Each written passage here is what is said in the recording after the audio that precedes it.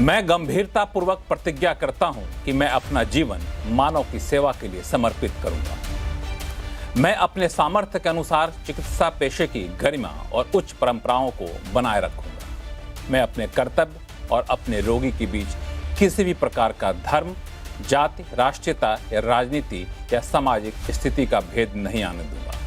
किसी भी परिस्थिति में मैं अपनी चिकित्सीय जानकारी का उपयोग मानवता के विरोध में नहीं करूंगा।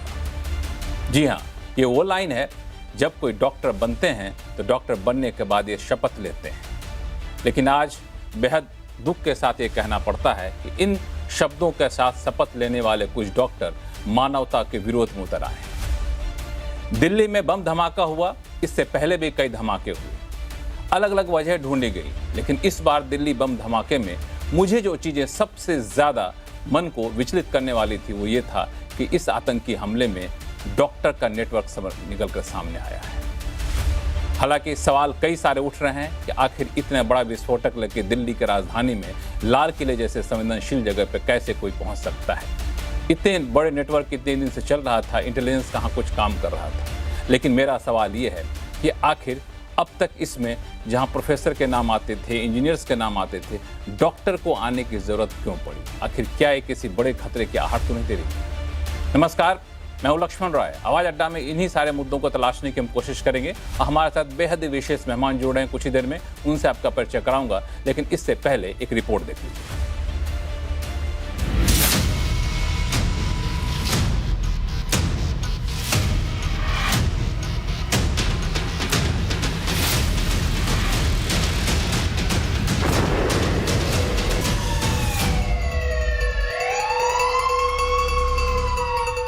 दिल्ली आतंकी हमले की परतें जैसे जैसे खुल रही हैं, खतरनाक साजिशों का पर्दाफाश हो रहा है। दिल्ली हमले का कनेक्शन जैश के साथ सामने आ रहा है। देश में आतंक का सामान पहुंचाने के लिए डॉक्टरों का टेरर मॉड्यूल लगभग डिकोड हो गया है। आतंकी डॉक्टरों की भाई बहन की जोड़ी से लेकर कट्टरपंथी बनने की ब्रेन वॉशिंग का खुलासा हो रहा है। कश्मीर से लेकर दिल्ली, अयोध्या समेत देश के 4 शहरों में सीरियल ब्लास्ट करने की साजिश की बात सामने आ रही है।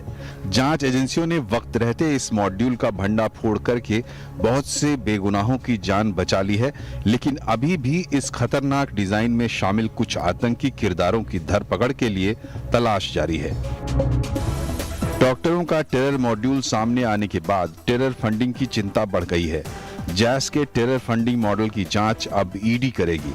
इसके अलावा जिस अल फलाह यूनिवर्सिटी का नाम इसमें आ रहा है, उसकी भी जांच शुरू हो गई है। हालांकि अल फलाह यूनिवर्सिटी ने सभी आरोपों का खंडन किया है और जांच में पूरा सहयोग करने की बात कही है। इन सब के बीच जो बड़ी बहस छिड़ गई है वो आतंकियों को लेकर। कांग्रेस नेता पी चिदंबरम ने तो सभी को ये सोचने की नसीहत दे दी कि आखिर पढ़े लिखे लोग आतंकी क्यों बनते हैं, तो अबू आजमी महबूबा मुफ्ती ने कौम की बदनामी का कार्ड चल दिया है। उसमें हमारे कश्मीर के कुछ डॉक्टर्स का नाम आ रहा है और ये जो डॉक्टर हैं ये सबसे ज़हीन दिमाग है हमारे जम्मू कश्मीर के, सबसे एलीट हैं, जो पढ़े लिखे हैं, जो कौम के मेमार हैं, जो कौम की खिदमत करने के लिए इस ओहदे तक पहुंचे होते हैं। अगर खुदा ना खास्ता इन्वेस्टिगेशन के बाद जो बहुत साफ सुथरी होनी चाहिए, ये वाकई होता है कि ये डॉक्टर इसमें मुलविस थे, तो मुझे लगता है हम जम्मू कश्मीर के लोगों के लिए, बिलखुसूस हम मुसलमान कौम के लिए ये लम्हे फिक्र है।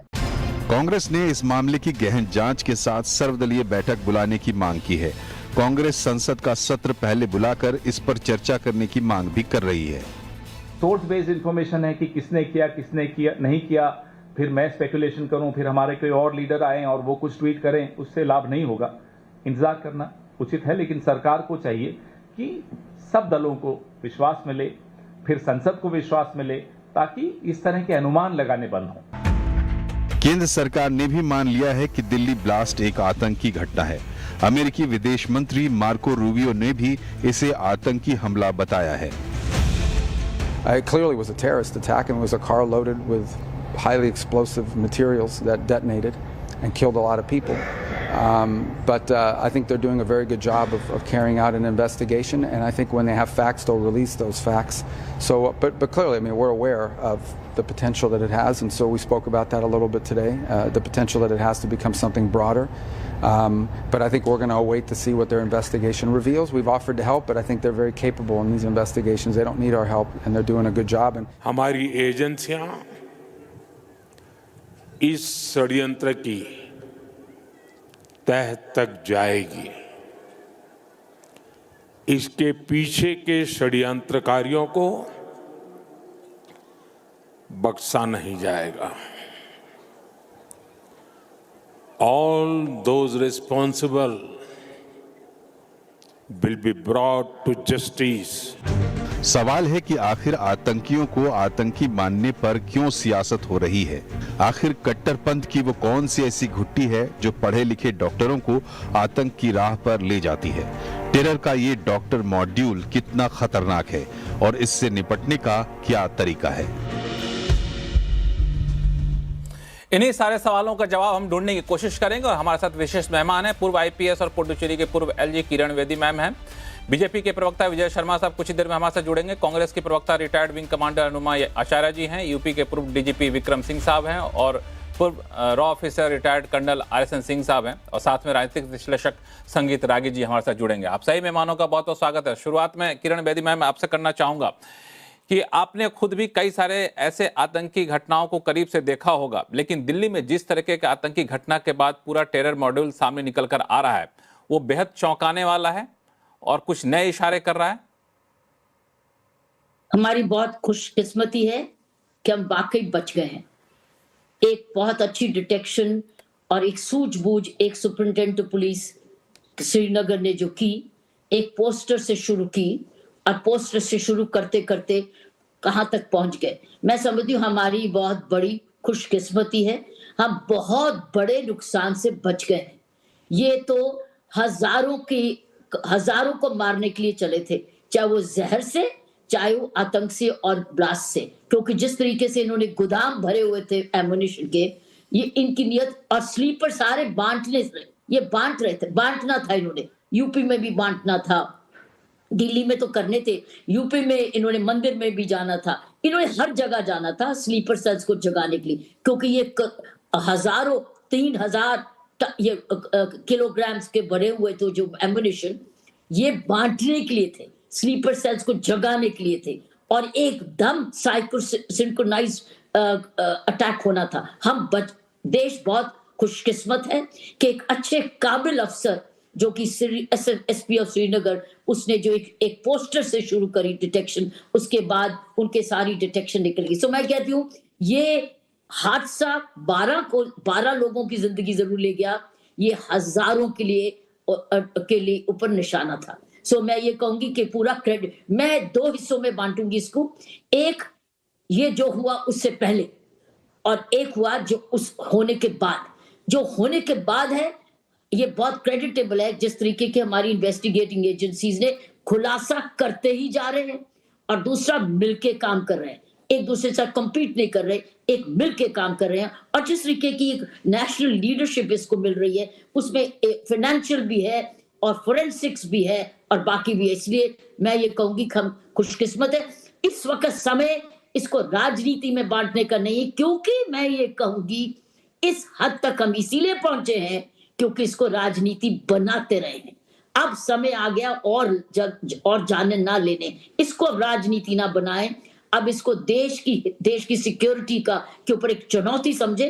क्योंकि देखो प्रसाद को भी बांटने के लिए जा रहे थे कि एक प्रसाद का होगा तो हजारों को जहर से मार दे, और ये एक एक्सपेरिमेंट कर रहे थे जानवर पर, एक जानवर एक्सपेरिमेंट करना था कि क्या वो एक जानवर मरता है ताकि वो हम प्रसाद में बांटे। तो इसलिए इनकी नियत बड़ी खराब थी, ये बड़े गंदे ये डॉक्टर नहीं थे, ये क्रिमिनल्स थे। और एक बात और भी बताना चाहती हूँ, इनके रिकॉर्ड्स भी हैं, और ये जो रिकॉर्ड्स वाले लोग हैं ये तो नजर में होने चाहिए थे। तो हमारा सबक ये है कि जब कोई भी ऐसे लोग रिकॉर्ड में आ जाएं उनको आंख से दूर नहीं करना चाहिए, उन पर नजर रखने रहना चाहिए कि वो पैसा कहां से आ रहा है, अपना लाइफस्टाइल कैसे कर रहे हैं, काम कैसे कर रहे हैं, क्या क्या बहरूपिये बने हुए हैं। सो मैं कहूंगी कि आज राजनीति करने का समय नहीं है, इसको दो हिस्सों में डिवाइड करें। जब ये मैटर सेटल हो जाए तब हम लोग कुछ चीजें और लाएं जिससे इनकी प्रिवेंशन कैसे हो सकती है, क्या पुलिस करे, क्या कम्युनिटी करे, एक क्या मालिक मकान करे, क्या वाइस चांसलर रिक्रूटमेंट कर रहा है तो वो क्या करे, बड़ा कुछ करने को है। बहुत एक पुलिस थाना किस तरीके की इंफॉर्मेशन कलेक्ट करे, ये तो पहले की बात है। लेकिन अब की बात ये है, इस वक्त देश बच गया है, देश धन्यवाद करे अपनी एजेंसीज और पूरी बैक करे कि आप कामयाब हो, पूरा आशीर्वाद दो और पूरी सपोर्ट दो। बिल्कुल। मैं एक सवाल आपसे पूछूं, फिर मैं बाकी मेहमानों के पास जाऊंगा कि जब उनकी योजना इस लेवल तक थे कि प्रसाद में हम जहर मिला दें, खाने में जहर मिला दें, और इस लेवल तक आगे बढ़ गए, डॉक्टर पेशे तक इसमें शामिल हो गए, तो हम लोग एंड पे रिजल्ट एंड पे जाके तो निगरानी कर पाना बहुत मुश्किल होगा कि हर प्रसाद का हम जांच कर ले, हम हर चीज की जांच करें, संभव नहीं है। तो यहाँ पे हमें किस तरह के एहतियात बरतने होंगे कि इस तरह के अंजाम देने से पहले या फिर इस प्लॉटिंग से पहले हम उनको पकड़ पाए? इंटेलिजेंस का कोई सब्स्टिट्यूट नहीं। हमको अपनी ग्रास रूट इंटेलिजेंस बहुत बढ़ानी होगी और बढ़ानी होगी। पुलिस इंटेलिजेंस में और इन्वेस्टमेंट करने होंगे, लेकिन पुलिस वाला अकेला नहीं करेगा। पुलिस वाले के साथ लोगों को जुड़ना होगा। हमको अपनी कम्युनिटी पुलिसिंग को जगाना होगा, पंचायतों की जिम्मेवारी लगानी पड़ेगी, रेजिडेंट वेलफेयर एसोसिएशंस की, सिविल डिफेंस सिस्टम्स की, ताकि हम ग्रास रूट पे सिस्टर्स वार्डन स्कीम, ऐसी बहुत सारी कम्युनिटी पुलिसिंग की प्रैक्टिसेस हैं जिनको जगाना होगा। अपने मंदिर के पुजारियों को हर चीज में अलर्ट रहे कि प्रसाद बांटने के पहले कोई खा के देख ले, या किसी को ऐसे कोई ना कोई ऐसे टेस्ट करने पड़ेंगे। ये चीजें प्रिवेंशन की, पूरी prevention plan against terror attacks, इसके बाद बैठ के एक नेशनल प्लान बनाना होगा, वो है टेरर क्राइम प्रिवेंशन प्लान, ताकि हर एजेंसी, हर पुलिस, हर मोहल्ला, हर नेबरहुड वॉच ग्रुप, हर पंचायत, हर RWA, ये सारे जुड़ के काम करें, क्योंकि अब बिना आईज एंड ईयर्स पुलिस के बनने के नहीं काम बनेगा। जैसे हम लोगों को पहले दिल्ली पुलिस में कहा गया होगा था, हम लोग वर्दी में है पुलिस में, लेकिन जो नागरिक है वो बिना वर्दी के भी पुलिस होता है। बहुत साल पहले हमारे एक DIG थे, उन्होंने ये नारा लिया था कि you are a citizen uniform and the citizen is a police officer without uniform। अगर हम ये लगाएंगे समझे कि हर पुलिस, और वो भी कर्तव्य है, उसका कानूनी कर्तव्य है कि वो कोई चीज देखे, कोई शक यहाँ पे मैम आपने यहाँ मैं आपने तीन बड़ी बातें आपने कही। एक कि अब राजनीति करने का समय नहीं है, दूसरा पुलिसिंग को, लोकल पुलिसिंग को, कम्युनिटी पुलिसिंग को हमें काफी मजबूत करना पड़ेगा, इंटेलिजेंस का कोई हमारे पास विकल्प नहीं है। तो तीनों बातों से जुड़े हुए गेस्ट हमारे साथ आए हुए हैं। भाजपा और कांग्रेस के प्रवक्ता भी हैं, पुलिसिंग के लिए यूपी के पूर्व DGP साहब भी हैं, और इंटेलिजेंस के लिए आरएसएन सिंह साहब भी हैं। तो सबसे पहले मैं विक्रम सिंह साहब के पास जाऊंगा, जो उत्तर प्रदेश के पूर्व DGP हैं। विक्रम सिंह साहब, जो अभी किरण बेदी मैम ने कहा कि हमें लोकल पुलिसिंग, कम्युनिटी पुलिसिंग पर काफी ज्यादा फोकस करना पड़ेगा, क्योंकि जिस तरह से टेरर प्लॉटिंग इस माइक्रो लेवल पे जा रहा है, हमारे पास कोई और दूसरा विकल्प नहीं है। कितना फिजिबल आपको लग रहा है? लक्ष्मण जी नमस्कार, सभी विद्वान पैनलिस्ट को नमस्कार। ये व्यवहारिक होने के साथ साथ ये दशकों के साथ ये ट्राइड एंड टेस्टेड फॉर्मूला है। और फोर्स मल्टीप्लायर्स में आपके सिविल डिफेंस, होमगार्ड्स, लाइसेंस दारान, विलेज चौकीदार, बीट सूचना रजिस्टर और बीट सूचना कांस्टेबल और तमाम ऐसे विशेष पुलिस अधिकारी होते हैं जो कि पुलिस एक्ट के अंतर्गत जिनकी नियुक्ति की जाती है। और इस प्रकार की जब सूचनाएं आती हैं, अब जितनी बातें मैडम किरण बेदी जी ने बताई हैं, अगर ये चीजें व्यवस्थित रहती तो कश्मीरी व्यक्तियों का आना, एमोनियम नाइट्रेट का भंडारण का होना, गाड़ी का वहां पे पार्किंग में 4 घंटे तक खड़ा होना, बॉनेट का खुल जाना, उसके बाद रस्सी से बांध देना, ये चीजें डिटेक्ट हो सकती थी। मैं ये कह रहा हूं, जो बहुत अच्छे काम किए। मैडम किरण बेदी ने बिल्कुल सही कहा कि जिस अधिकारी ने इतना बढ़िया काम किया, संदीप चक्रवर्ती ने, उसको बधाई, हमारी इंटेलिजेंस एजेंसीज को बधाई, सारी पुलिस फोर्सेस को बधाई। लेकिन हमेशा हमको अपने जो कर दिया है उसके ऊपर आश्वस्त नहीं होना चाहिए, हम और बेहतर क्या कर सकते थे। स्ट्रेंथ, वीकनेसेस, अपॉर्चुनिटीज और थ्रेट्स, इसका मूल्यांकन तभी होगा जहां बहुत अच्छे काम हुए और बहुत जानें बचा ली गई। लेकिन अगर हम ये कर लेते, स्मार्ट पुलिसिंग का मतलब यही है कि हमारे dedicated CCTVs, AI enabled, software enabled facial recognition software के साथ, तो ये आप समझ सकते थे कि रेड फ्लैग्स कहां पर आ रहे हैं। हमको याद है कि 2500-3000 साल पहले कि हर जगह जहां पे भीड़ भाड़ होती है, कोई एक चीज अनयूजुअल, मैं ये नहीं कह रहा हूं कि आरोपी कोई चीज असामान्य, अस्वाभाविक, कोई बहुत ज्यादा। अब आपने देखा 3 टन अमोनियम नाइट्रेट जेब में, ये ब्रीफकेस में तो आएगा नहीं, इसके लिए तो गाड़ियां आई होंगी। मकान का किराएदार आपने रखा, आपने सत्यापन नहीं कराया। इसी तरीके से वाहन का आवागमन, वाहन में AK-47 रखी है। यूनिवर्सिटी की मान्यता, भगवान जाने किस प्रकार से वो मान्यता पा गए, और मान्यता के साथ साथ जितने भी खोटे सिक्के थे उनको अपने यहां नौकरी दे दी। यहां तक कि पिछले वर्ष एक डॉक्टर बर्खास्त हुआ था कश्मीर में एंटी नेशनल एक्टिविटीज में, वो भी अनुच्छेद 311 में, वो भी अल फलाह यूनिवर्सिटी में। तो पुलिस की ये जिम्मेदारी रहती है कि इस तरीके की अवांछनीय गतिविधियों पर निगरानी रखे, और जरा सा कोई मौका आता है तो आज जो अल फलाह यूनिवर्सिटी एक एपी सेंटर अपराध और चरमपंथियों का गढ़ बन गया था, तो ये गढ़ बनने से बच सकता था। तो ये मैडम किरण बेदी बातें बताई, ये व्यवहारिक दशकों से होती रही है। जहां पे इंप्लीमेंटेशन अच्छा है लक्ष्मण जी, वहां पर परिणाम आपके सामने है। जहां इंप्लीमेंटेशन लैक्स है, वहां पर सुधार की जरूरत है। बिल्कुल सुधार की जरूरत है। इसी आप ही की बात को मैं आगे बढ़ाऊं, जो किरण बेदी मैम ने भी कहा और आपने भी कहा कि उस एसएसपी को बधाई देना चाहिए जिसने उस पोस्टर को पकड़ा जहां से सारी चीजें निकल कर सामने आई। लेकिन इस बीच ये पोस्टर का सामने आना ये इंटेलिजेंस नहीं था, एक एक्सीडेंटल था, या फिर कहें कि सीसीटीवी कैमरे में दिख गया कहीं पे पोस्टर लग रहा है, क्या है माजरा, चल के देखा जाए, वहां से शुरुआत हुई। लेकिन इतने बड़े पैमाने पर टेरर के प्लॉटिंग किया जाना, इतने बड़े पैमाने पर 3-3 हजार टन विस्फोटक को इकट्ठा किया जाना, और उसमें से बड़ी मात्रा में विस्फोटक को लाल किले तक पहुंचाया जाना, RSN सिंह साहब, ये इंटेलिजेंस इसको पकड़ सकती थी और ज्यादा मुस्तैद रहती तो? जो रेड फोर्ट में मेट्रो स्टेशन के पास जो इंसिडेंट, हालांकि एक मिनट, RSN सिंह साहब को बीच में रोकूंगा।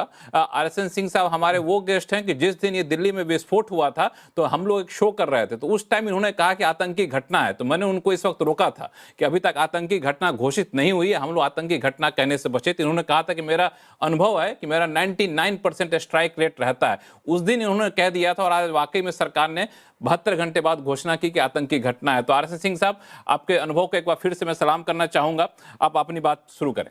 नहीं, अगर मेरे अनुभव से देश की हिफाजत हो तो वो ज्यादा बड़ा उपलब्धि होगा मेरे लिए जी। एनीवे, ये देखिए, ये जो रेड फोर्ट में के विसिनिटी में जो ये बॉम्ब अटैक हुआ, तो ऐसा नहीं था कि वो वैक्यूम में हुआ। उसके पहले तमाम जो अखबार थे आपके, वो अहमदाबाद मॉड्यूल का और उसका फरीदाबाद मॉड्यूल का काफी हद तक वो अनरेवल हो चुका था। तो सबको अब तो यही अटकलें लगाई जा रही हैं कि भाई वो एक प्री मैच्योर ब्लास्ट हो गया, जो भी था, लेकिन उसका ऑब्जेक्टिव बहुत क्लियर था। लेकिन आपको मैं एक बात बता दूं कि अब ये छोड़ दीजिए कि मैं फॉर्चुनेट थे कि they stumbled upon this poster, और ये हर चीज में होता है इन वॉर, एंड इसमें you have to be lucky. वैसे तो मैं ये भी कह सकता हूं कि अजमल कसाब अगर नहीं पकड़ा गया होता तो हिंदू टेरर का जो वो था स्क्रिप्ट, वो बिल्कुल वो उसको ये लोग पुख्ता कर देते लेके। ठीक है, तो वो that is besides the point. आप सोचिए, कहीं पर एक ATS रेड कर रहा है, कहीं पे NIA रेड कर रहा है, तो आपको ये तो दाद देनी होगी ना कि हमारे यहाँ बहुत जो इंटेलिजेंस एजेंसीज हैं उसमें बहुत हाई लेवल ऑफ कोऑर्डिनेशन है। इसमें तो कोई संदेह की बात नहीं है। लेकिन आपने एक बड़ा इंटरेस्टिंग सवाल ये किया कि ये डॉक्टरों का, इतने सारे डॉक्टर, उसमें से 4 तो आपके कश्मीर घाटी से ही हैं, और आपने ये भी कहा कि इनको जो हिपोक्रेटिक ओथ जो दिलवाया जाता है इत्यादि इत्यादि। तो ये कोई नई बात नहीं है। आपको मैं बता दूं, एक प्यू रिसर्च इंस्टीट्यूट का कुछ साल पहले एक सर्वे हुआ था।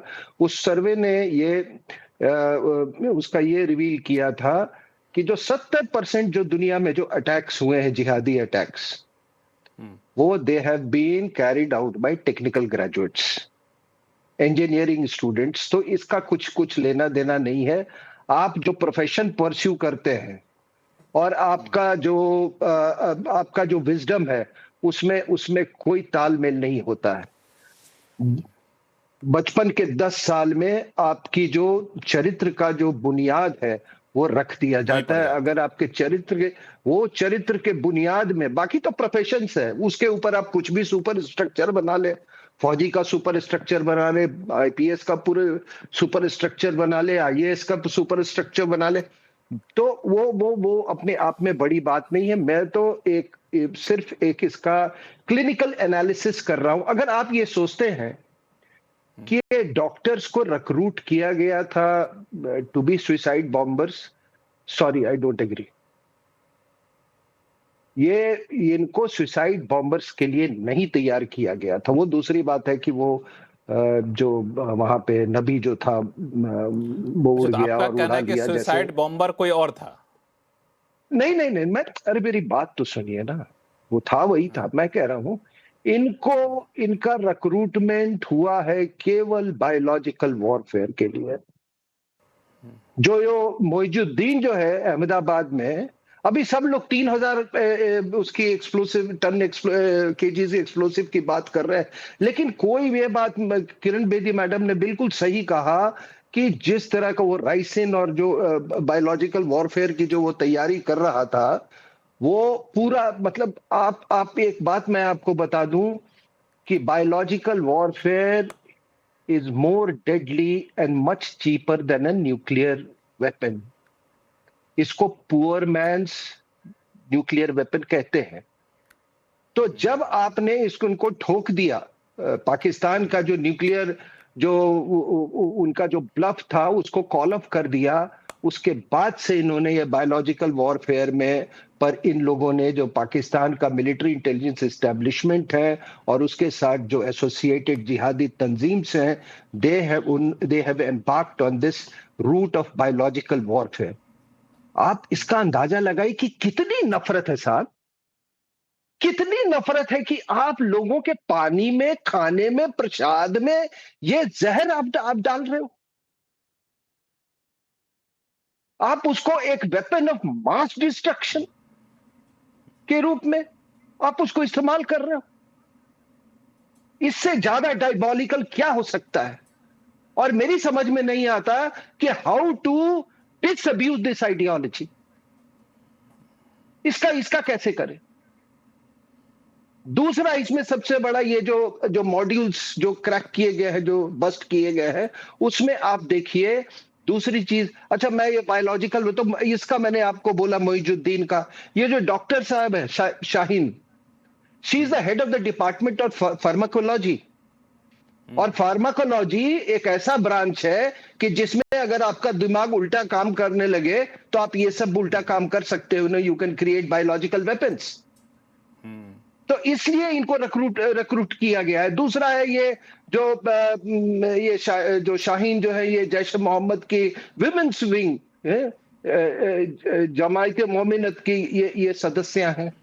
अब आप बताइए कि मैं मान सकता हूं मसूद अजहर का की बहन इसको लीड कर रही है, उसका जो बहनोई था यूसुफ अजहर, उसको हमारे मिसाइल ने उसका काम तमाम कर दिया था। तो उसमें एक बदले की भावना है, लेकिन उसकी बदले की भावना हो सकती है हमारे अंदर में लोगों को कि नफरत उनको की बदले की भावना है भाई, कि आप बहुत बड़ा सवाल। हाँ, बहुत बड़ा सवाल आपने उठाया है। मैं आपके पास फिर से आऊंगा, दो मेहमान और जुड़ गए, उनको मैं शामिल कर लेता हूं चर्चा में, फिर आपके पास आऊंगा। आरएसएन सिंह साहब, बहुत दिलचस्प और बहुत ही इंपॉर्टेंट बात कही, इस पर हर किसी को सोचने की जरूरत है। यहाँ पे विजय शर्मा साहब हैं हमारे साथ, भारतीय जनता पार्टी के प्रवक्ता भी हैं। विजय शर्मा साहब, ये तो जो अभी कह रहे थे आरएसएन सिंह साहब, वाकई बहुत ही गंभीर और मतलब दिल दहलाने वाली बात है कि इतनी नफरत कैसे आ सकती है? किसी के प्रसाद में जहर मिला दे, किसी के खाने में जहर मिला दे, किसी के पानी में जहर मिला दे। ये तो मतलब जैसा इन्होंने कहा कि हमने उनके न्यूक्लियर ठिकानों को तबाह कर दिया, उसका एक कहीं दुष्परिणाम तो नहीं है? देखिए लक्ष्मण जी, आरएसएन सिंह साहब एक देशभक्त हैं और ऑफिसर रहे हैं, और मैं इनका बहुत सम्मान करता हूँ।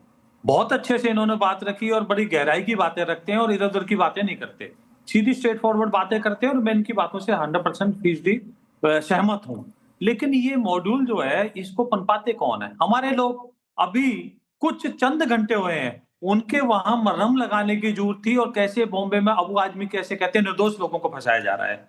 आप उस तरफ करण बेदी जी बोल रही थी, मैं तो ये मांग करूंगा कि ऐसे लोग हैं मौजूद जो उनको निर्दोष बनाने में तुलाए हैं, और तमाम पार्टियों के, चाहे वो एसपी समाजवादी पार्टी हो, कांग्रेस हो, सारे खड़े हो गए एक साथ में निर्दोष लोग। और गजब तो तब हो गया है, वो कहते हैं कि इसमें सर्वदलीय बैठक बुलाइए, विशेष सत्र बुलाइए। अरे भाई बताइए, 1980 से लेकर 2014 तक कभी ऐसी हुई है क्या? क्या जांच एजेंसियां बैठ के ये बताइए हम क्या जांच कर रहे हैं, किसको पकड़ रहे हैं, क्या कर रहे हैं? और मैं तो अपनी जांच एजेंसियों को साधुवाद देना चाहता हूं, गर्व करता हूं मैं उनके ऊपर। उन्होंने सैकड़ों हजारों निर्दोष भारत के जो नागरिक हैं उनको बचा लिया। ये बहुत बड़ा एक नहीं है। मैं आपको कुछ इसके आंकड़े देना चाहता हूं। देखिए 15 सितंबर को सहारनपुर यूपी में किस तरह से एक आतंकवादी पकड़ा जाता है, और उसके 4000 मोबाइल फोन के ऊपर उसके कांटेक्ट थे और उसके हैंडलर पाकिस्तान में थे। उसके बाद में 9 अक्टूबर को जालंधर में 2.5 किलो आरडीएक्स के साथ पकड़े जाते हैं आतंकवादी। 17 अक्टूबर को सज्जाद और तौफीन यूपी और महाराष्ट्र से पकड़े जाते हैं। 24 अक्टूबर को किस तरह से आईईडी बनाने वाले पकड़े जाते हैं। 28 अक्टूबर को अलकायदा के आईएसआई का जो जुबैर आतंकी वो अरेस्ट किया जाता है। 7 नवंबर को जालौर में वो जो मौलवी था उसको पकड़ा जाता है। तो ये 10 नवंबर को आपने देखा कितनी भारी मात्रा में जो शिक्षा के मंदिर हैं यूनिवर्सिटी के अंदर। आपको पता होना चाहिए कि अल फलाह का मतलब हिंदी, मतलब अगर मैं हिंदी में बोलूं तो परम कल्याण होता है। ये कौन सा परम कल्याण है जो निर्दोष नागरिकों की हत्या करना चाहते हैं? और इस तरह से जो हमारे यहाँ तो कहा जाता है कि डॉक्टर दूसरा भगवान होता है, और वो डॉक्टर लोगों की सैकड़ों की संख्या में जान लेना चाहते हैं। इस तरह से देश के विरुद्ध कार्य कर रहे हैं, और हमारी विपक्षी पार्टियां बजाय इस पे विजय शर्मा साहब, पी चिदम्बरम साहब का बड़ा बयान आया है। वो कहते हैं कि हमें खुद से पूछना चाहिए कि वो कौन सी परिस्थितियां हैं जो भारतीय नागरिकों को, यहां तक कि शिक्षित व्यक्तियों को आतंकवादी बना देती हैं। अनुमा आचार्य जी, ये कौन सी परिस्थितियां आपके हिसाब से हैं? मैं उम्मीद करती हूँ कि पहली बार जब आप मेरा नाम लेंगे तो मुझे विंग कमांडर अनुमा आचार्य बोलेंगे। मैं सेनाओं में रही हूँ। मैं आपका नाम लिया था, हाँ मैं आपका नाम लिया था, विंग कमांडर इंट्रोड्यूस किया था, शायद आप सुन नहीं पाए होंगे। फिर से मैं दोहरा दूं कि ये कांग्रेस के प्रवक्ता हैं, रिटायर्ड विंग कमांडर अनुमा आचार्य जी। जी जी, तो बेसिकली मैं ये कहना चाहती हूँ कि अगर मेरा ये बैकग्राउंड है तो मैं यहाँ पर किसी भी तरह की अटकलबाजी पे बात नहीं करूंगी। मैं आपसे जो बात करूंगी वो उस संवेदनशीलता के साथ करूंगी जो हमारे 13 नागरिकों की जो हत्या की गई है, और ये रिपीट मोड में चीजें हो रही हैं। कोई यहाँ सेक्रेड काऊ या छुई मुई नहीं है। अगर आप सरकार में हैं तो जवाबदेह हैं। अगर प्रधानमंत्री अटल बिहारी वाजपेयी 13 दिसंबर 2001 को संसद पर हमले के बाद उसी शाम बैठक बुला सकते हैं सर्वदलीय, तो ये किसी को आपत्ति नहीं होना चाहिए कि देश के सभी लोगों को एक पेज पर लिया जाए। कांग्रेस एक बेहद जिम्मेदार विपक्ष के रूप में है, और हमने बार बार जब भी इस तरह के आतंकवादियों के हमले हुए हैं हमेशा सरकार की तरफ खड़े रहे हैं। लेकिन जब हमने सर्वदलीय बैठक की बात की है तो इस पे आपत्ति क्यों होना चाहिए? इस पूरे संसद में हर तरह के लोगों के जनप्रतिनिधि हैं, उनको ये मालूम होना चाहिए कि हमारी सरकार से कहां कोताही हुई। हमने पुलवामा के बाद जब श्वेत पत्र मांगा, नहीं दिया। हमने अभी पहलगाम के बाद उसकी रिपोर्ट के बारे में बात की, नहीं दी। सर्वदलीय बैठक हुई लेकिन प्रधानमंत्री वहां नहीं आए। क्या प्रधानमंत्री ये मानते हैं कि उनका स्तर बहुत ऊंचा है कि वो सांसदों से बात नहीं करेंगे? आप कहां ले जा रहे हैं? संवेदनशीलता क्यों नहीं है? बार बार हमारे देश को क्या हम भूल जाएं? हम पुलवामा भूल जाएं, है ना? हम पहलगाम भूल जाएं, हम इंटरनली बालासोर जैसी दुर्घटनाएं भूल जाएं, हम मोरबी भूल जाएं, हम सब भूल जाएं। सरकार से सवाल नहीं पूछे क्योंकि सरकार छुई मुई है। सरकार को केवल चुनाव लड़ना आता है, तभी वो बहुत आक्रामक होती है, तभी 56 इंच कहती है। उसके बाद जब आपकी कोताहियों पर सवाल होते हैं, अरे कम से कम ये तो बताइए कि कैसे आता है 300 किलो आरडीएक्स, वहां आता है, यहां आ गया है 3000 किलो। एक गुजरात एटीएस से कहानी चल रही है। मैंने पूरे आपसे बात करते समय, आपने मुझे बहुत देर में समय दिया, तो मैंने पीआईबी की सारी विज्ञप्तियां निकाल कर देखी और मैंने देखा गृह मंत्रालय की तरफ से कोई अधिकृत जानकारी नहीं है। मैं उन लोगों में से नहीं हूं, क्षमा कीजिएगा, वर्दी पहनी है मैंने, तो मैं ये अटकलों पे नहीं जाऊंगी सूत्रों के हवाले से, फलाने के हवाले से। मैं केवल मिनिस्ट्री ऑफ होम अफेयर्स या हमारे देश की संसद या हमारे रक्षा मंत्रालय, इनकी विज्ञप्तियों पे भरोसा करती हूं। यहां वहां से अटकलें करके अपने को अगर डिबेट करना है सॉरी, मुझे क्षमा कीजिएगा, मैं इतनी असंवेदनशील नहीं हूं। मुझे ये बताना पड़ेगा कि आज ये जरूरी है कि जिनके हाथों में देश की सुरक्षा है उसे क्यों बचाया जा रहा है। गृह मंत्री विजय शर्मा जी, संक्षिप्त में जवाब दीजिए विंग कमांडर अनुमा आचार्य जी का। लक्ष्मण जी, क्या मैं देखिए अनुमा जी आपके पास आ रहा हूँ। आपने जो सवाल उठाया उसका जवाब ले लूं विजय शर्मा जी से, फिर आपके पास आता हूँ। बिल्कुल स्पेसिफिक जवाब दूंगा। इन्होंने सर्वदलीय बैठक का किया 26, आप मुझे अनुमा जी जवाब दे दीजिए 26/11 पे कौन सी सर्वदलीय बैठक हुई थी? मैं चुनौती देता हूँ आपको, मैं बताता हूँ। आप रुकिए जरा, एक मिनट जरा बीच में। अनुमा जी मैं आपके बीच में नहीं बोलता हूँ। एक तरफ आप कहती है मैं फौज की ऑफिसर रही हूँ और आपको अनुमा जी 1 मिनट सुन लेते हैं। अनुमा जी सुन लेते हैं। प्रवक्ता मैं हूँ, मैं जवाब दे रहा हूँ, मैं जवाब दे रहा हूँ। अनुमा जी 1 मिनट सुन लेते हैं। के लोग हैं, अंदर करना चाहती है, आप जवाब सुनिए ना, मैं जवाब दे रहा हूँ। अनुमा जी आप सुन लीजिए, आपकी बात सुनी गई। अनुमा जी आप सुन लीजिए।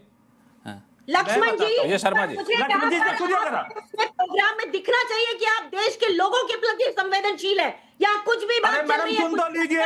सुन तो लीजिए, क्षमा कीजिएगा, चुप कराइए। ये कौन सा मतलब हुआ? अनुमा जी आप सुनेंगी नहीं तो कैसे आप जवाब देंगे? आपको सुनना होगा ना किसी को। सुनिए, फिर आपको मौका देंगे। आप बोल रही थी तो आपके बीच में तो किसी ने नहीं बोला, तो आप मत बोलिए, तभी तो आप सुनेंगे, उनको सुनेंगे तभी आप अच्छे जवाब दे पाएंगे। मौका दीजिएगा, उनका हुआ फिर बिल्कुल मेरा मौका हुआ, दूंगा। नहीं, आपको मौका दूंगा, बिल्कुल निश्चिंत पहले उन्होंने सुन तो बोला, लीजिए तब। मैं चुप रही, उन्होंने फिर मैंने बोला, अनुमा अब जी वो बोल रहे पहले हैं, आप मुझे सुन मौका तो लीजिए, आप पहले सुनेंगे तब तो उनको बोलने दीजिए, तब तो आपको मौका दूंगा मैं सुन रही हूँ, लेकिन मुझे मौका दो। लक्ष्मण जी इतनी गंभीर चर्चा, इतने सीनियर लोग बैठे हुए हैं, इतने विशेषज्ञ बैठे हुए हैं और इस तरह से हल्की बातें करना शोभा नहीं रहा। चलो मैं अपनी बात पे चलता हूं, स्पेसिफिक जवाब देता हूं। 26/11 पे आप मुझे बताइए कौन सी सर्वदलीय बैठक थी? 12/7/2006 को सीरियल लोकल ट्रेनों में बॉम्ब ब्लास्ट होते हैं बॉम्बे के अंदर, वो लोग छूट जाते हैं। कहां है भाई असली गुनहगार, बताइए आप मुझे। दूसरी मालेगांव के अंदर जहां सॉइल टेस्ट होता है, पता लगता है कि विस्फोटक यहां बनाए गए थे, उनको छोड़ करके किस तरह से संघ के पदाधिकारियों को फंसाने का काम किया और समझौता एक्सप्रेस में किस तरह से संघ को बदनाम और फंसाने के लिए नागौरी ने किस तरह लाइन में जवाब दिया और जवाब कम, सवाल ज्यादा पूछे। मैं अनुमा आचार्य जी के पास जाऊंगा, इसका रिएक्शन। 5 सेकंड। अजीत वर्णी, अजीत किरण बेदी मैम के पास जाना, उनको निकलना होगा करने दिग्विजय सिंह पहुंच जाते हैं और आरएसएस पर दोष मरते हैं। ये बॉम्बे में जो ये सब कुछ हुआ ये आरएसएस का है, ये इनकी कथनियों करनी है, ये करते हैं, ये कोताही है, इसको कोताही कहते हैं। अब रुक जाइए विजय शर्मा जी, मैं विजय शर्मा जी आपके पास आऊंगा, अनुमा आचार्य जी इनके सवाल का जवाब आप रखिएगा। मैं चूंकि किरण बेदी मैम को निकलना है तो एक सवाल उनसे ले लेता हूं, फिर आपके पास आता हूं। किरण बेदी मैम, हाँ मैं आपके पास आऊंगा। किरण बेदी मैम, आपने देखा जिस तरह से राजनीतिक गहमा गहमी होती है इस घटना के बाद, जिस तरह की राजनीतिक बयानबाजी आती है, मैं इस राजनीति में आपको नहीं लाना चाहूंगा। मैं सिर्फ इतना समझना चाहूंगा कि इस तरह के राजनीति आतंकवादियों व आतंकी सरगनाओं को किस तरह से मोटिवेट करती है? आज जो हो रहा है इसी की वजह से हो रहा है। ये उसी डिवीजन का नतीजा है, उसी नेगेटिविटी का नतीजा है।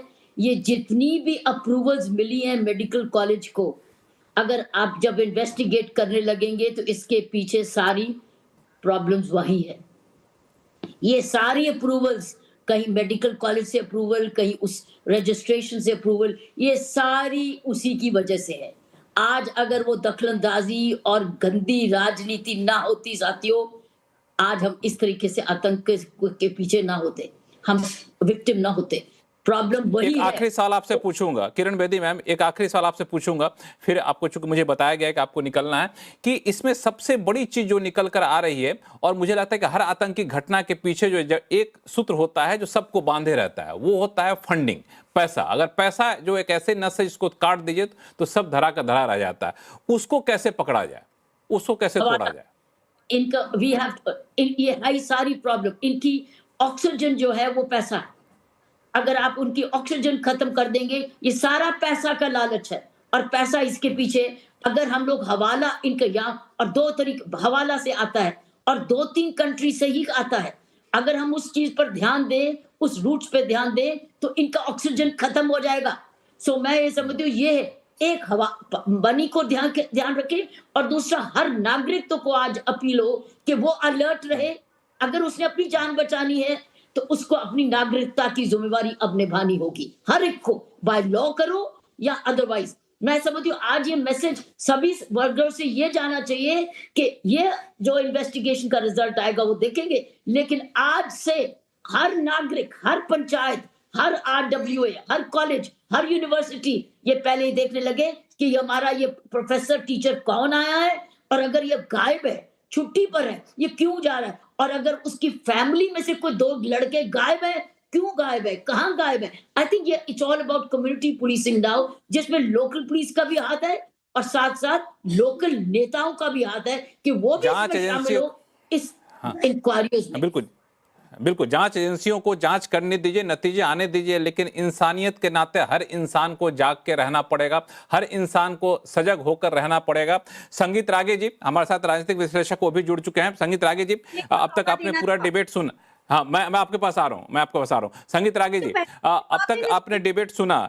मैं एक सवाल आपसे पूछना चाहता हूँ कि विपक्षी पार्टी कह रही है कि ठीक है, हम आतंक के खिलाफ लड़ाई में आपके साथ रहते हैं, आप सर्वदलीय बैठक बुलाइए, हमें बताइए कि क्या हो रहा है। उनको तो आखिर हक है ना जानने का, देश की जनता को भी हक है कि सच्चाई बताइए, तथ्य बताइए, सूत्रों के हवाले छन खबरें क्यों आ रही हैं।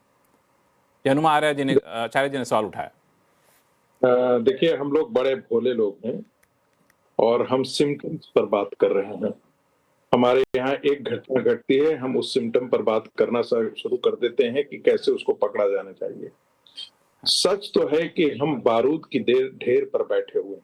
मैं फिर इसे दोहरा रहा हूं, ये पूरा देश बंगाल से लेकर के केरला से लेकर के कश्मीर तक बारूद की ढेर पर बैठा हुआ है, और ये बारूद जो है वो अमोनियम नाइट्रेट से ज्यादा खतरनाक जो है वो विचारों का है।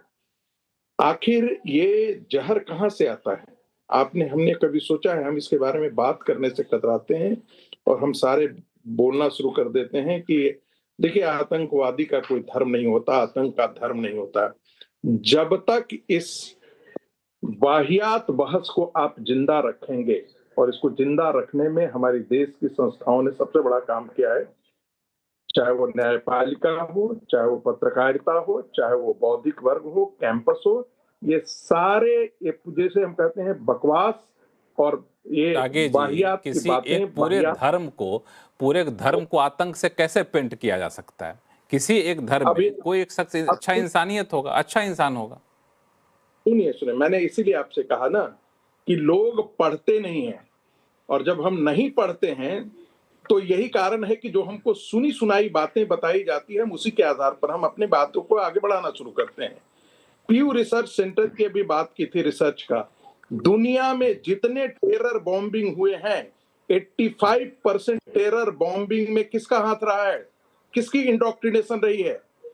आपको हैरानी होगी, उस टेरर बॉम्बिंग में जिसे आपका सरगने का जिसका हेड ऑफिस जो है वो भारत में है, वो जामिया नगर में है।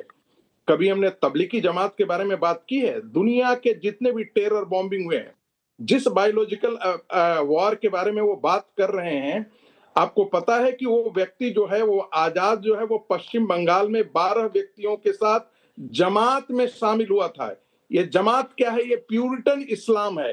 प्यूरिटन इस्लाम का मतलब वो इस्लाम जिसमें थोड़ा सा भी डाइल्यूशन नहीं हो।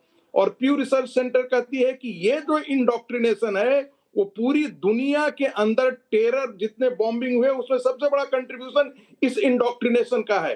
वो कहां से निकलता है? तबलीगी जमात कहां से निकलता है? जमाते इस्लाम कहां से निकलता है? ये सारे देवबंद की फैक्ट्री है। क्या उसकी टीचिंग है? कभी हमने सोचा है, गहराई से बात की है? ये जिहाद क्या है? ये काफिर क्या है? ये कुफ्र क्या है? कौन कुफ्र है? 11th सेंचुरी का बुक हिदाया देवबंद के मदरसों में पढ़ाया जाता है। आप डूरंड लाइन के दाहिने और बाएं पाकिस्तान के जितने मदरसे हैं, अफगानिस्तान के मदरसे हैं, ये सारे जो जैसे मोहम्मद और अलकायदा कौन पैदा करता है? ये टीचिंग पैदा करता है। कल तक हम बातें करते हैं, आपने देखा ना चिदम्बरम का इतना, कोई इस देश का गृह मंत्री इतनी बेहूदी, इतनी घटिया और इतनी निष्ठापूर्ण बात करेगा? अरे कभी सोचे हो कि ये पढ़े लिखे लोग हैं, उनको कौन सी कमी थी? जो डॉक्टर है उसको कौन सी कमी थी?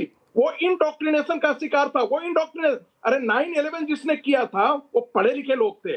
तो जो लंदन के अंदर जो बम ब्लास्ट हुआ था, मैड्रिड के अंदर जो बम ब्लास्ट था, पढ़े लिखे लोगों ने किया था। कहां से हो? इस्लाम नहीं, ठीक है, वो पढ़े लिखे लोग संगीत रागे जी पढ़े लिखे लोग हो सकते हैं, तकनीकी विशेषज्ञ हो सकते हैं, लेकिन सिर्फ ये कहना कि इस्लाम तो इसलिए होंगे, पता नहीं, मैं इस बात से बहुत हद तक सहमत नहीं हो पा रहा हूं। आपसे आगे इस पर मैं बहस करूंगा, लेकिन अब अनुमा आर्य जी बहुत देर से इशारा करें कुछ बोलने के लिए, उनके पास जाता हूं, फिर हम बाकी दो मेहमान हमारे साथ विशेषज्ञ उनके पास जाऊंगा। अनुमा आचार्य जी।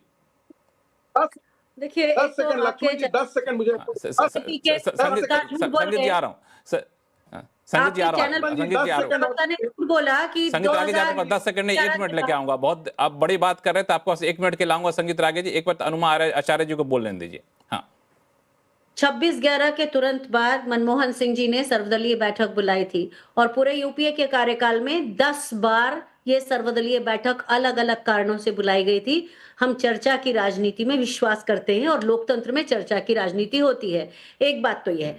दूसरी चीज, क्यों पूरा का पूरा आपका चैनल, एक तो 3 भाजपा के प्रवक्ता हैं, कोई बात नहीं, वो चलता है मुझे, लेकिन ये मेरा पूछना है कि अमित शाह को क्यों बचाना चाहते हैं? इतने बार बार पुलवामा हुआ, पहलगाम हुआ, इतनी सारी हमारे यहाँ, और उसके बाद ये फिर हो गया, इसके पहले राजौरी में हुआ।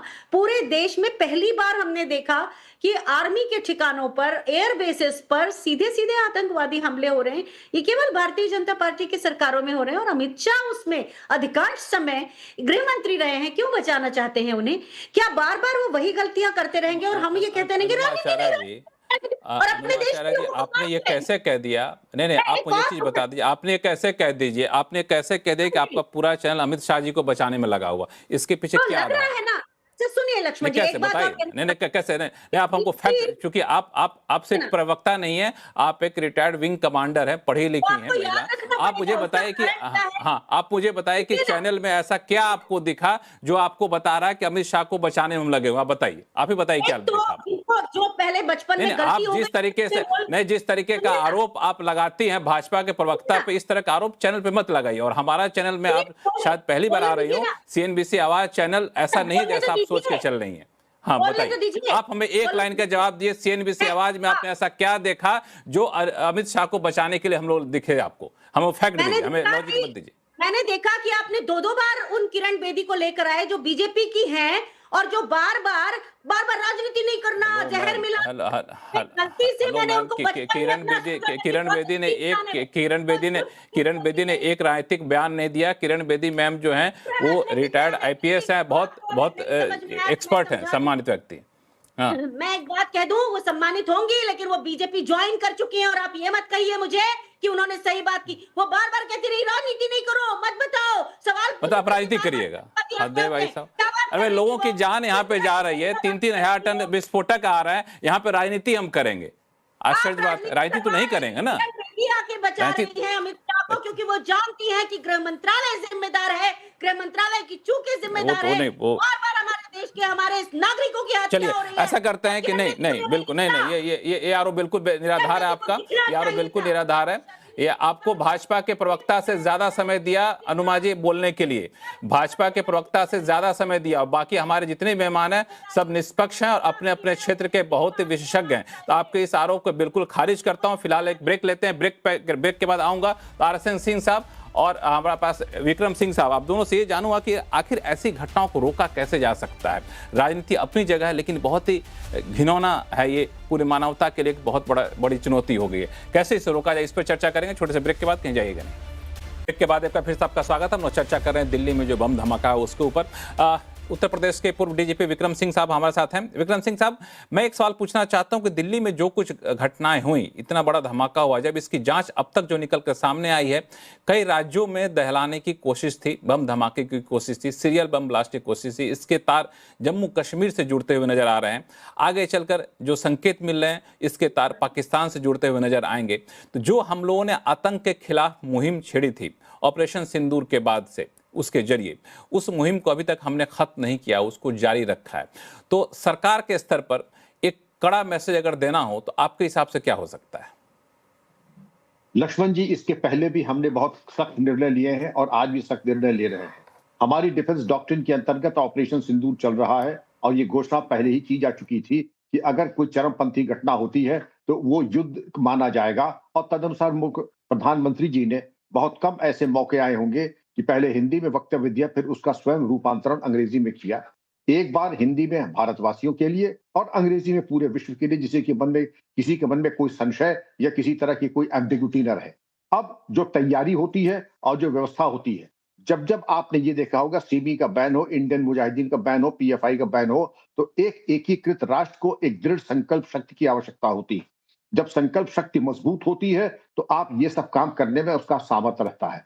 अन्यथा डॉक्टर जाकिर नाइक को हम कहते हैं ये अमन के मसीहा, और हम ऐसे आदर सूचक शब्दों का प्रयोग करते हैं जिससे कि बड़ा नकारात्मक संदेश जाता है। मसलन ओसामा जी, हाफिज जी, भाई किस बात के लिए ये जी कहां से हो गए, परम पूज्य क्यों हो गए ये?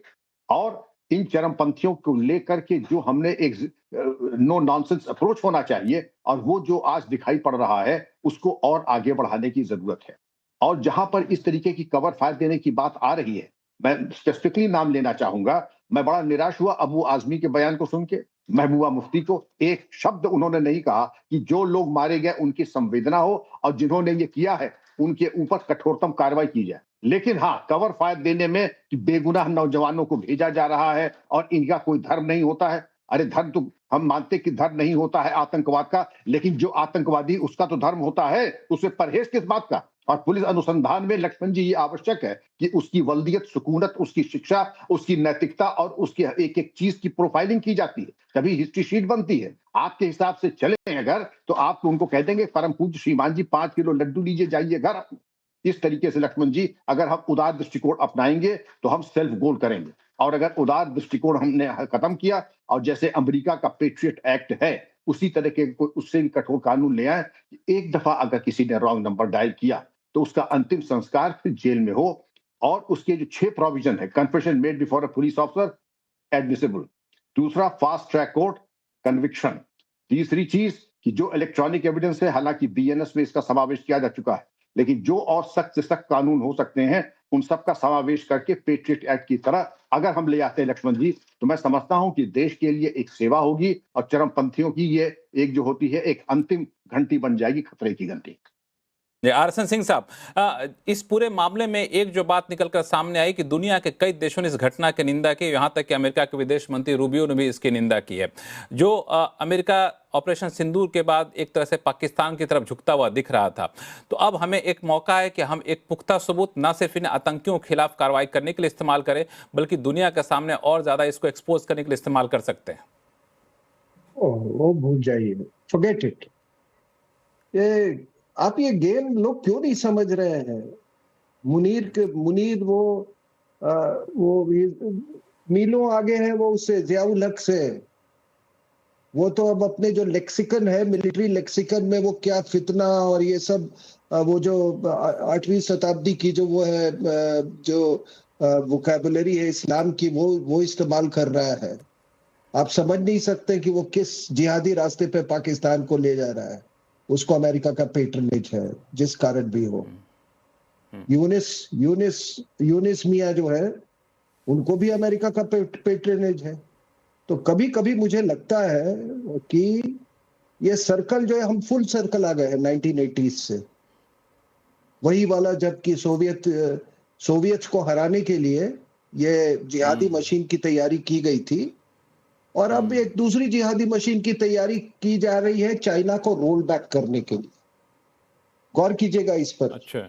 लेकिन आपने इस पर गौर कीजिएगा जो मैंने कहा, और समय कम होता है इसलिए, लेकिन आपको मैं बता दूं कि इसका ये पूरी मामला क्या है। बिल्कुल सही आपने कहा, क्रिमिनल का कोई मजहब नहीं होता है, जिहादी का मजहब होता है। ठीक है। दूसरी बात, आप जो देखते हैं सबसे नीचे कौन है ग्राउंड लेवल पे जो काम करते हैं, वो मदरसे वाले होते हैं और वो लोग होते हैं। उसके ऊपर स्तर पे है लोग जो कि रेडिकलाइज करते हैं। कौन रेडिकलाइज करता है? वो मदरसा का टीचर, वो मस्जिद का मौलवी। उसके ऊपर है जो लोग फिनांस करते हैं इसको। वहां तक तो हम पहुंच जाते हैं, लेकिन उसके ऊपर है इंटेलेक्चुअल्स जो इनको कवरिंग फायर देते हैं, वो इंटेलेक्चुअल्स तक को आप पहुंचना छू नहीं मुश्किल पाते होता हैं। बहुत, वो तो they enjoy respectability in the society. वो कोई आके अपना वो ट्वीट कर देगा, कोई स्टेटमेंट दे देगा, कोई जैसे, हाँ, उन तक तो आप पहुंच नहीं सकते हैं। फिर ये पॉलिटिशियंस जो जिहादियों को वोट बैंक के लिए इस्तेमाल करते हैं, वो तो राजनीति है। आप आपने मिसाल देख लिया इसका। और उसके ऊपर में है जो एक्सटर्नल एक्टर्स हैं। एक्सटर्नल एक्टर्स बहुत ठीक है, सबको मालूम है कि इसमें एक्सटर्नल फैसेट है, पाकिस्तान का है, लेकिन किसी की क्यों हिम्मत नहीं होती कि उससे ज्यादा खतरनाक है जो इंटरनल एक्टर्स है आपके यहाँ, जो अंदर का पाकिस्तान, अंदर का जब तक आप पाकिस्तान, ये इंटरनल एक्टर। चूंकि समय काफी कम है समय बीच में, लेकिन बहुत आप इंटरेस्टिंग बात कही है और गंभीर बात है, इस पर हर किसी को गौर करना चाहिए। मैं बीच में आपको रोक रहा हूं। संगीत रागे जी 30 सेकंड में अपनी बात कही, फिर मैं भाजपा के प्रवक्ता और कांग्रेस के प्रवक्ता के पास जाऊंगा।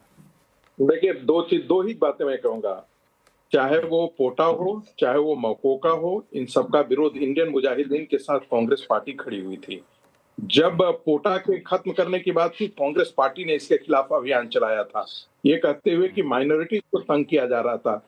बांग्लादेशी मुसलमानों को इस देश में बसाने के और टेरर मॉड्यूल खड़ा किसने किया है? कांग्रेस पार्टी ने खड़ा किया है, आसाम के अंदर अली और कुली के सहारे। एक बात बर्दाश्त कर दूं, इस देश में रेडिकल इस्लाम की अम्मा जो है वो कांग्रेस पार्टी है, मौसियां जो है वो क्षेत्रीय पार्टियां हैं, और दाई जो है वो इंटेलेक्चुअल्स हैं जो इनको बस कवर आपका समय, आपको बीच में रोक रहा हूं क्योंकि समय कम है। विंग कमांडर अनुमा आचार्य जी। क्या स्तरहीन बातें करने वाले लोग यहाँ बैठते हैं, समझ में नहीं आता। नेशनल सिक्योरिटी कोई नारा नहीं है, लेकिन जवाबदेही कोई विकल्प नहीं है। हमारे गृह मंत्री अमित शाह को इस्तीफा देना चाहिए, उनकी जवाबदेही तय होनी चाहिए। और यहाँ पर अगर आप सांप्रदायिक कर रहे हैं सीधी आवाज, तो मैं बता देती हूँ कि मैं जिस फौज से आती हूँ, हमने ये सब नहीं सुना कभी। आप ये करना चाहते हैं, ऐसे पैनल का मुझे मत बनाइएगा कभी हिस्सा, जहां आप सांप्रदायिक का बढ़ावा दे रहे हैं और मैं सामने देख रही हूँ आपके लोगों। संगीत रागे जी आप शांत हो जाइए, संगीत रागे जी आप शांत हो जाइए। हाँ। नहीं, इनको अक्ल ही नहीं है। ये कहीं कोई बार सांप्रदायिकता के अलावा कोई बात नहीं है। तुम्हारा नेता जाकर के मस्जिद में बैठा हुआ है, तुम्हारा नेता बैठा हुआ है, जाके बैठ गए। बार मेरे देश में आतंकवादी हमला हो रहा है, देश के नागरिकों की हत्या, कोई संवेदनशीलता नहीं है, कोई सांप्रदायिकता बढ़ा रहे हैं, गृह मंत्री को बचा रहे हैं। चैनल्स एक बीजेपी की महिला को ये बताते हैं सम्मानित पुलिस अधिकारी जो वो थी, लेकिन अब वो बीजेपी पार्टी की लाइन लेती है। उस समय आप कहते हैं कि वो निष्पक्ष बात कर रही हैं, वो घोर राजनीति कर रही थी। घोर राजनीति के लिए कहती हूँ कि आप बोलिए ना अमित शाह से, अमित शाह के ऊपर उनको करना चाहिए, और ये सबसे ज्यादा जरूरी है, बजाय इसके कि यहाँ हम एक ऐसी बहस करें जिसमें लोग। विजय शर्मा जी, ये चीज मुझे समझाइए कि आखिर हम इस पूरे मामले पर विपक्ष को साथ लेकर क्यों नहीं चलते हैं? विपक्ष क्यों बार बार आरोप लगाती है कि हमें अंधेरे में रखा जाता है, सर्वदलीय बैठक बुला के हमें पूरी जानकारी नहीं दी जाती है? वो भी तो लोकतंत्र में एक बड़े हिस्से का प्रतिनिधित्व कर रहा होता है। देखिए लक्ष्मण जी, आपको पता है अभी प्रिलिमिनरी स्टेज के ऊपर जांच है, इस पे कैसे बता दें? दूसरा मैं बता देता हूं, उनका आईना दिखा देता हूँ। आतंकियों के लिए रोने वाली सोनिया गांधी जी की पार्टी से आती है, तो उस पार्टी का ये नाम लेते हैं, और इनके ऐलान उमर का किस तरह से राहुल गांधी जी मंच साझा करते हैं। एक मिनट रुकिए जरा, एक मिनट रुकिए। और टाड़ा हटाने वाले, तो आप अपना माफी मंगवाइए, खंडन करवाइए, सोनिया गांधी जी से खंडन करवाइए कि आपके नेता झूठ बोल रहे थे। आप बताइए ना, आपके नेता ने बोला है ना, और वो तो आपके मंत्री रहे, सलमान खुर्शीद आपके मंत्री रहे ना, उन्होंने बोला। किसी में बोलने लगेंगे तो फिर कैसे सुनेंगे? एक मिनट लक्ष्मण जी, इनको चुप कराइए, इनकी आवाज नीचे कराइए। अनुमा जी एक मिनट शांत हो जाइए, तो बोलने दीजिए, फिर आप बोलिएगा। अनुमा जी, आप किसी को बोलने नहीं देंगे तो कैसे काम चलेगा? विजय शर्मा जी आप बोलिए। अनुमा जी एक मिनट शांत हो जाइए, अनुमा जी को शांत किया। हाँ ठीक है, बोलिए। 10 सेकंड सुनिए जी। देखिए, मैं कोट करता हूं अपने एनएसए अजीत डोभाल जी को। उन्होंने कहा था अब हम इस स्तर पर पहुंच गए हैं कि आतंकियों को हम घर पर ही, जब वो सोचता है कुछ करने के लिए, हम वही मार गिराते हैं। वहीं पकड़ लेते हैं। और वही इस काम में हुआ। मैंने आपको इतनी आतंकी घटनाएं दिखाई है कि कैसे आतंकियों को पकड़ा गया है और कितनी उनकी जहरीली सोच थी और क्या वो करने वाले थे। दूसरा मैं बता दूं, अगर जम्मू कश्मीर को छोड़ दो तो भारत में पिछले 11 साल में कोई बड़ी आतंकी घटना नहीं हुई। इनके कार्यकाल में 10 साल में कोई भारत का बड़ा शहर ऐसा नहीं था जहां आतंकी घटना ना हुई हो। और ये इस तरह की बातें करते हैं। अरे ये तो बिरयानी खिलाने वाले लोग हैं आतंकियों को, ये तो रात को सुप्रीम कोर्ट खुलवाने वाले लोग हैं, रोने वाले लोग हैं। इन आदमियों से हम क्या उम्मीद करेंगे? और ये कहते हैं सिर्फ दिल्ली बैठा है, मतलब जांच एजेंसी इनको जाके बता दे हम किस आतंकवादी को पकड़ने वाले हैं। विजय शर्मा जी बिल्कुल आपकी जो बातें रही वो आपने राजनीतिक तौर पे जवाब दे दिया आचार्य जी को, लेकिन हर कोई यही चाहेगा कि जो अमित शाह जी ने कहा कि बिल्कुल जब वो सोच जहां शुरू होती है, सोच को हमें खत्म करना है। जिस दिन उस पर हम लोग काबू पा लेंगे उस दिन मानेंगे चलिए आतंकवादी को हमने जड़ से खत्म किया। लेकिन अभी RSN सिंह साहब ने जो बात कही थी बेहद महत्वपूर्ण था कि हम लोग नेटवर्क को पकड़ते पकड़ते जाते हैं, लेकिन ऊपर जाकर के जो टॉप के सरगना होते हैं, नेटवर्क होते हैं, उनको पकड़ना बड़ा मुश्किल होता है। वहां पे जाके हम लोग फेल हो जाते हैं और उसको पकड़ने की अब हमें ज़रूरत है, या फिर कहें उसको डिकोड करने की हमें बहुत ज़रूरत है, जिस तरीके के आतंकी प्लॉटिंग हम लोगों के सामने निकल कर सामने आ रही है। तो आप सभी मेहमानों का बहुत बहुत धन्यवाद हमारे शो में जुड़ने के लिए। आवाज़ अड्डा में फिलहाल इतना ही। देखते रहिए CNBC आवाज़।